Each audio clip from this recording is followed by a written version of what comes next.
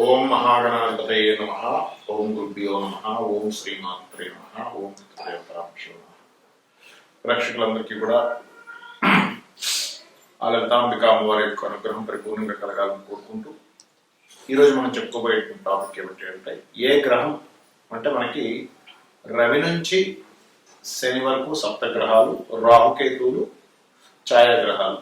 ఈ గ్రహాల్లో ఏ గ్రహం బాగోకపోతే ఎటువంటి ఫలితాలు, బాగుంటే ఎటువంటి ఫలితాలు, ఒకవేళ బాగోనట్లయితే మీకు జరిగే ఫలితాలను బట్టి మీరు ఏ పరిహార మార్గం చేసుకుంటే మీకు ఆ గ్రహ సంబంధించినటువంటి మంచి ఫలితాలు వచ్చి మీరు ఏ రకంగా మీరు లబ్ధి పొందుతారు అనేటువంటి విషయాన్ని మనం తెలుసుకుందాం. కుజుడు, చాలా మందికి కుజుడు అనగానే గుర్తుకొచ్చేది ఏంటంటే కుజ దోషం ఉందా అండి అంటారు. అంటే బేసిక్ లెవెల్లో జ్యోతిషాస్త్రం తెలిసిన వాళ్ళు, కేవలం నార్మల్ పీపుల్కి అర్థమయ్యేది ఏంటంటే కుజుడు అనగానే కుజ దోషం ఉందా, కుజ దోషం ఉంది అంటే వివాహం అవ్వదనో లేకపోతే వివాహం విషయంలో ఇబ్బంది ఉంటుందనో ఇంతవరకే అనుకుంటారు. కానీ శాస్త్రంలో ఎక్కడా కూడా కేవలం కుజ దోషం ఉంటే ఇది ఒకటే ప్రాబ్లం వస్తుందని ఎక్కడా చెప్పలేదు. గుర్తుపెట్టుకోండి, కుజుడు ఏ స్థానంలో ఉంటే ఆ స్థానం సంబంధించినటువంటి విషయంలో ఇబ్బందిని ఇస్తాడు. గుర్తుపెట్టుకోండి, అంటే లగ్నాన్ని పాడు చేస్తున్నాడు, ఎప్పుడు ఏదో దెబ్బలు తగులుతుంటాయి. ఇక్కడ వివాహ దోషం ఉండాలంటూ లేదు. కుటుంబ స్థానాన్ని పాడు చేశాడు కుజుడు, పాడి కుటుంబ వ్యవహారాల్లో గొడవలు, లేకపోతే ఏదైనా ల్యాండ్ మీద ధనం పెట్టడం ద్వారా గొడవలు. మూడో స్థానంలో పాడయ్యాడు, సిబ్లింగ్స్ తో గొడవలు. నాలుగో స్థానంలో పాడయ్యాడు, విద్యా విషయంలో లేకపోతే ఏదైనా ల్యాండ్ ఇష్యూస్ వల్ల. 5 సంతానం విషయంలో, స్త్రీలకైతే అభాషణ చదవడం. 6వ స్థానం శత్రువుపై జయిస్తాడు, పాడైతే ఇంకొంచెం ఎక్కువ మండిగా ఉంటారు వీళ్ళు. 7వ స్థానం, అప్పుడు మాత్రమే వివాహ సంబంధించిన విషయం మీద ప్రభావం ఉంది. 7లో 12లోనే మాత్రమే, అది కూడా ఆ లగ్నానికి పాపై కుజుడు పాడైతేనే ప్రభావం, లేకపోతే లేదు. ఆ లగ్నానికి పాపవ్వకపోయినా కుజుడు పాడవకపోయినా అసలు కుజదశ ఈ జన్మలో అంటే ఎప్పుడో ఏ 100 ఏళ్లకు వస్తుంది అనుకున్నా మీరు భయపడాల్సిన పని లేదు. ఇది కండిషన్ గుర్తుపెట్టుకోండి. శుభగ్రహాలతో ఉన్నా కూడా ఏమీ అవ్వదు. అదేవిధంగా 8 అయితే యాక్సిడెంట్స్ ఎక్కువ అవుతాయి. 8వ స్థానంలో పాడే కుజుడు ఉంటాయి. 9వ స్థానంలో ఉంటే తండ్రితో గొడవలు అవుతూ ఉంటాయి. 10వ స్థానంలో ఉంటే మంచి పొజిషన్లో 10వ స్థానంలో ఉన్న లీడర్ అవుతారు. 10వ స్థానం పాడైతే ఎప్పుడు ప్రమోషన్స్ రాకుండా ఎప్పుడు ఆఫీసులో గొడవలు అవుతుంటాయి. 11వ స్థానంలో అయితే బాగుంటే భూమి మూలంగా లాభం వస్తుంది, బాగోకపోతే భూమి మూలంగానే నష్టం కూడా వస్తుంది. ఇంకా 12వ స్థానం ఇందాక ఆల్రెడీ చెప్పాను. అంటే ఏమిటి ఇక్కడ కుజుడు అంటే కేవలం ఎంతసేపు వివాహ దోషం అనే ఇస్తున్నాడు అనేటువంటిది కాకుండా బాగుంటే మంచి ఫలితాలు కూడా ఇస్తాడు, భూమి మూలంగా లాభాలు ఇస్తాడు, ఫ్యాక్టరీస్ మూలంగా లాభాలు ఇస్తాడు అనే విషయాన్ని మీరు తెలుసుకోవాలి. బాగోకపోతే ఖచ్చితంగా నేను ఇప్పుడు చెప్పినటువంటిది ఏదైతే ఏ స్థానాల్లో ఎటువంటి ఫలితాలు ఇస్తాడో ఆ ఫలితాలు ఇస్తాడు అనే విషయాన్ని మీరు గుర్తుపెట్టుకోవాలి. అయితే ఇక్కడ బాగున్న కుజుడు ఎప్పుడు కూడా గుర్తుపెట్టుకోండి, భూముల వల్లే దానిస్తాడు. అంటే కుజుడు 2 రకాలు ఉంది. దీనికి 2 ఓన్ హౌసెస్ ఉంటాయి. మేషంలో ఉన్నాడు, ధనయోగం పట్టింది, మీకు solar related, police department related, లేకపోతే ఎలక్ట్రికల్ వస్తువుల ద్వారా ఫ్యాక్టరీ ద్వారా ఇస్తాడు. అదే వృచ్చికంలో ఉన్నాడు, ఓన్ హౌస్ లో ఎక్కడ పాపగ్రహాలు లేవు, శుభగ్రహంతో ఉన్నాడు, భూముల ప్రవేశిస్తాడు. ఇది ఓన్ హౌసెస్ లో ఉండే రిజల్ట్. ఇక్కడ మీరు అర్థం చేసుకోవాల్సింది ఏంటంటే కుజుడు మీకు బాగాలేడు అంటే పాస్ట్ లైఫ్ లో ఏదో కుజ సంబంధించిన దోషం చేశాము అంటే, ఎవరితో భూమి లాక్కోవడం, భూమి పరంగా ఇబ్బంది వస్తుందంటే భూమి ఏదో ఇబ్బంది పెట్టారు మీరు పాస్ట్ లైఫ్ లో. అన్నదమ్ములతో ఇబ్బంది వస్తుందంటే అన్నదమ్ములతో ఏదో మీరు ఖర్చు పెట్టుకున్నారు, దాని ద్వారా ఈ దోషం ఏర్పడింది. అలా కాకుండా కొంతమందికి ఏమవుతుందంటే యాక్సిడెంట్స్ అవుతున్నాయంటే కావాలని ఎవరినైనా మీరు ఇబ్బంది పెట్టారు, కొట్టడం ఏదో చేశారు, మ్యాన్ హ్యాండ్లింగ్ ఇది చేశారు, అది రూపంలో మీరు శారీరకంగా ఇబ్బంది పడుతున్నారు. ఇది మీరు అర్థం చేసుకోవాలి. మరి దీనికి దోష పరిహారం ఏంటి? సింపుల్ గా సుబ్రహ్మణ్యేశ్వర స్వామి ఆరాధన చేయండి. నవగ్రహాలు కుజ, శని, రాహు గ్రహాల దగ్గర మరియు బుధ గ్రహం దగ్గర దీపారాధన చేయండి. మరియు మీరు కందులు, ఎరుపు రంగు వస్త్రము దానంగా ఇవ్వండి. గోవులకి క్యారెట్స్ తినిపించండి. ఇవి కనుక మీరు చేయగలిగితే మీకు కుజ సంబంధించినటువంటి దోషం అండి అని భయపడిపోవాల్సిన లేదు. అదేవిధంగా రావి చెట్టు ఉంటుంది మీకు ఇంటి దగ్గరలో, రావి చెట్టు చుట్టూ ప్రదక్షిణాలు చేసుకుంటూ ఆ నాగ ప్రతిష్ఠ చేసినటువంటి వాటి మీద పసుపు, కుంకుమ, గంధం కలిపినటువంటి వాటర్ని అభిషేకంగా చేయండి. మీకు దగ్గరలో స్కందుల ఆలయం కానీ, నరసింహస్వామి ఆలయం కానీ, ఆంజనేయ స్వామి ఆలయం కానీ ఉంటే దర్శించండి. ఖచ్చితంగా మీకు ఉన్నటువంటి కుజ సంబంధించిన దోషం పూర్తిగా తొలగిపోతుంది. టెన్షన్ ఏం పడకండి. ఇక్కడ ఇంకొక విషయం చెప్తానండి.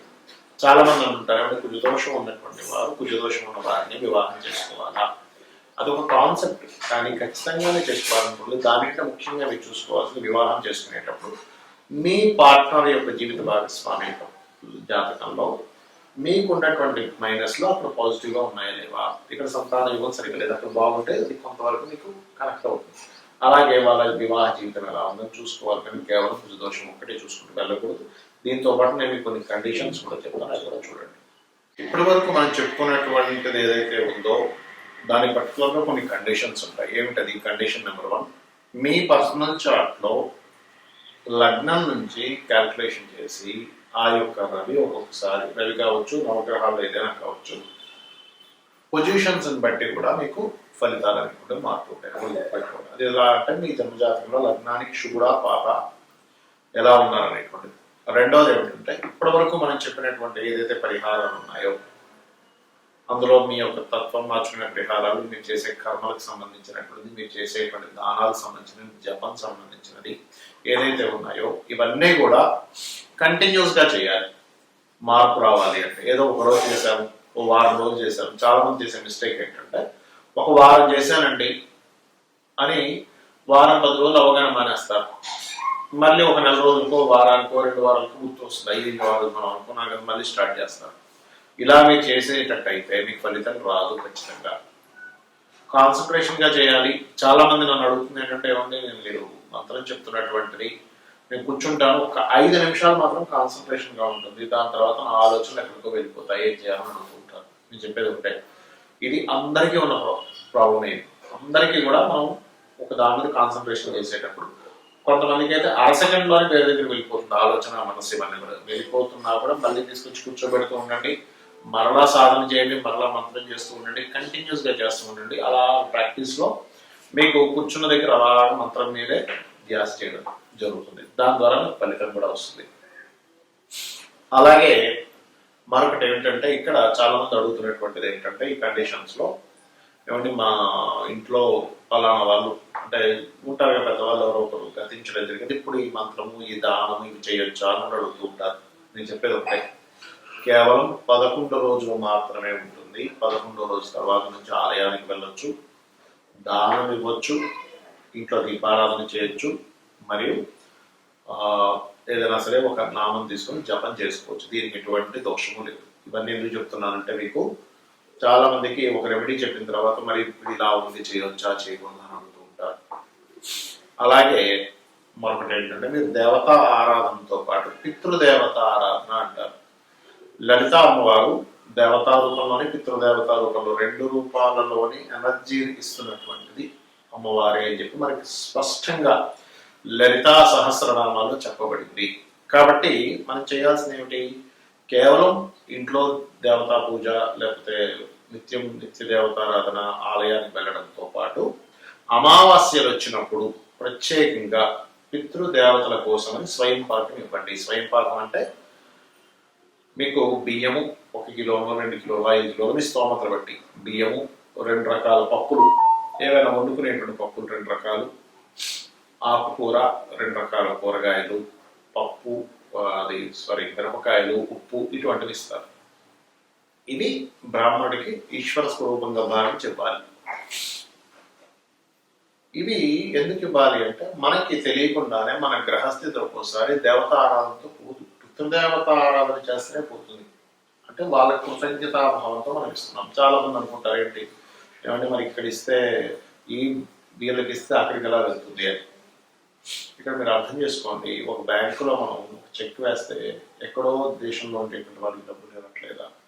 అలాగే మనము ఏదైనా సరే ఈ దేవతాశక్తి కానీ పితృదేవతాశక్తి కానీ ఎలా ఉంటుంది అంటే మీకు చాలా స్పష్టంగా చూపిస్తున్నటువంటిది మన కంటికి కనబడేటువంటిది కాకుండా కంటికి కనబడకుండా కూడా కర్మ అనేటువంటిది జరుగుతూ ఉంటుంది, ఆ ఎనర్జీ అనేటువంటి ఫ్లో అవుతూ ఉంటుంది. కాబట్టి కంప్లీట్గా పితృదేవతలు ఉన్నారు, దేవతలు ఉన్నారు, భగవంతుడు అనేవాడు ఉన్నాడు, ఇప్పుడు నేను ఎంత అనుభవిస్తున్నా ఇదంతా పూర్వజన్మలో చేసినటువంటి కర్మనే. ఇది బాగా అర్థం చేసుకోవాలి. ముఖ్యంగా ఇప్పుడు నేను ఏదైతే అనుభవిస్తున్నానో అది మంచి కావచ్చు చెడు కావచ్చు, ఇదంతా పాస్ట్ లైఫ్లో నేను చేసినటువంటి కర్మ ఇప్పుడు అనుభవిస్తున్నాను. దీన్ని తొలగించుకోవడం కేవలం దేవతారాధన పితృదేవతారాధన ద్వారానే అనుకోవాలి. ఇక మరొక పాయింట్ చెప్పి ముగిస్తాను. చాలా మంది అంటుంటారు ఏమండి ఈ దానము ఆలయంలో ఉన్న పురోహితుడికే ఇవ్వాలా, బయట బెగ్గర్స్ ఉంటారు, లేకపోతే ఇంకెవరైనా ఉంటారు, వారికి ఇవ్వచ్చు అని అడుగుతూ ఉంటారు. ఒకటే గుర్తుపెట్టుకోండి, శాస్త్రాల్లో దీనులకి అంటే పాపం ఇబ్బంది పడుతున్న వారికి చేయమని చెప్పింది, మీరు గ్రహ సంబంధించిన దానము చేయమని చెప్పింది. అయితే రెండింటికి రిజల్ట్స్ వేరు వేరు ఉంటాయని చెప్పబడింది. ఏమిటది అంటే, మీరు ఒక పురోహితుడికి ఇస్తున్నారు ఆలయంలో, వీరికి ఇచ్చేటువంటి దానం శాస్త్రోక్తంగా ఒక సంకల్పం చదువుకొని ఫలానా గ్రహ దోషము పోవాలి అని దానం ఇస్తున్నారు. అంటే ఏమిటి, మీ యొక్క పాస్ట్ లైఫ్ లో చేసిన కర్మ యొక్క దోషాన్ని ఈ యొక్క పురోహితుడు తొలగించడానికి ఆ దానాన్ని తీసుకుంటున్నాడు. తర్వాత తను గాయత్రి జపం చేసుకుంటాడు. దాని ద్వారా మీ యొక్క కర్మ చాలా మటుకు దగ్ధమయ్యేటువంటి ప్రాసెస్ ఈ దానం.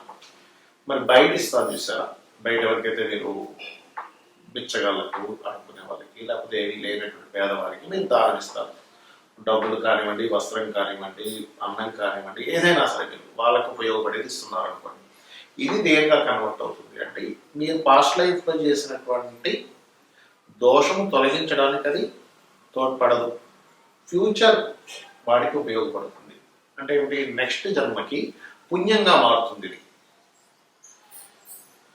డొనేట్ చేసేవన్నీ కూడా పుణ్యంగా మారుతాయి. దోషం తీసేసేయడానికి పురోహితుడు ఇచ్చేవన్నీ కూడా పాస్ట్ లైఫ్లో చేసినటువంటి దాన్ని దోషం తొలగించడానికి ఉపయోగపడతాయి. దీన్ని దృష్టిలో పెట్టుకొని మీరు దానం చేయండి, అనేటువంటి తప్పలేదు. సో ఇప్పుడు నేను చెప్పినటువంటి కండిషన్స్ ఏవైతున్నాయో ఇవన్నీ పాటించి మీరు ఆ లలితాంబిక అమ్మవారి యొక్క అనుగ్రహాన్ని పరిపూర్ణంగా పొందాలని మనస్ఫూర్తిగా కోరుకుంటూ శ్రీమాత్రే నమః.